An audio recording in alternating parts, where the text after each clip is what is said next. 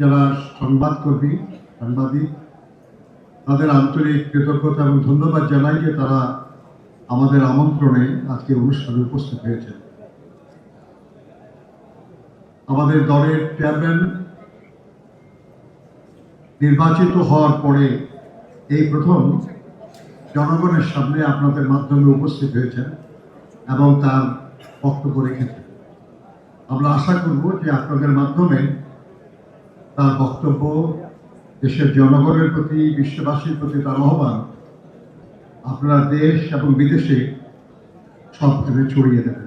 পাঞ্জাবের জগতে একটি বিশ্বস্ত নাম, শাবাব এথনিক ওয়্যার। আপনারা বিগত নির্বাচনে সারা দেশে দায়িত্ব পালন করেছেন, নির্বাচনের খবর সংগ্রহ করেছেন, দেশে বিদেশে সর্বত্র আপনার সাথে জানিয়েছেন। আমরা আশা করব আগামী দিনেও আমাদের উন্নয়ন প্রয়াস, আমাদের দেশ গড়ার লড়াইয়ে আমাদের নেতা জনাব তারেক রহমানের নেতৃত্বে আগামী দিনের বিএনপির যে কার্যক্রম, সেই কার্যক্রমে আপনারা সহযোগিতা করবেন,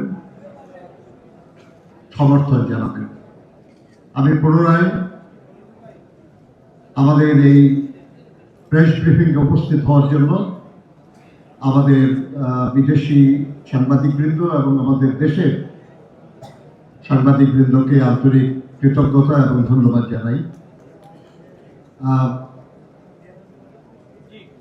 We are especially grateful to our journalists coming from abroad to cover the 13th parliamentary election in Bangladesh, and we thank you very much for attending this briefing.